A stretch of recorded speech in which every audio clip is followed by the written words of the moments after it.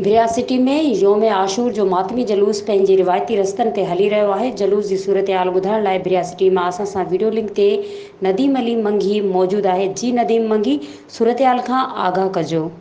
जी बिल्कुल, सॼे सिंध जी विरिया सिटी में भी आज़ादारनि पारां मातमी जुलूस जा सिलसिला जारी आहिनि। हज़रत इमाम हुसैन ऐं संदसि जान निसारनि जी लाज़वाल कुर्बानीअ खे भेटा पेश करण जो सिलसिलो जारी आहे। विरिया सिटीअ जे मरकज़ी इमाम बारगाह ते मुख़्तलिफ़ ॻोठ जलबाणी, ॻोठ मंगो, ॻोठ दाली, ॻोठ कोड़ो मेमण, ॻोठ पिनियल मेमण समेत ॿियनि ॻोठनि जा आज़ादार अची गॾु थिया आहिनि। जॾहिं त मुख़्तलिफ़ ॻोठनि खां 100 खां वधीक काफ़िला मरकज़ी इमाम बारगाह में अची गॾु थिया। जेको मरकज़ी इमाम बारगाह मां मरकज़ी मातमी जुलूस बरामद कयो वियो।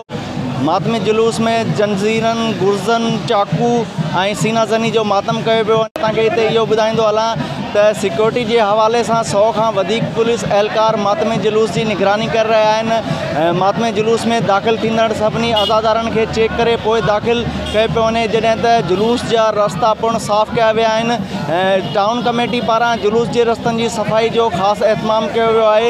मां तव्हांखे इहो ॿुधाईंदो हलां त विरिया सिटी जा शाह पार्क पिड़, जोगिनारो पिड़, सैद मोटल शाह पिड़, दरे बतूल पिड़, सैद लोंगशाह पिड़ समेत ॿियनि पिड़नि ते जेको आहे सो मातमी जुलूस जेको आहे सो ॿियनि पिड़नि तां थींदो वापसि मरकज़ी इमाम बारगाह में शाम जो देरि सां अची नहर थींदो, जिते शाम ग़रीबा बर्पा कई वेंदी।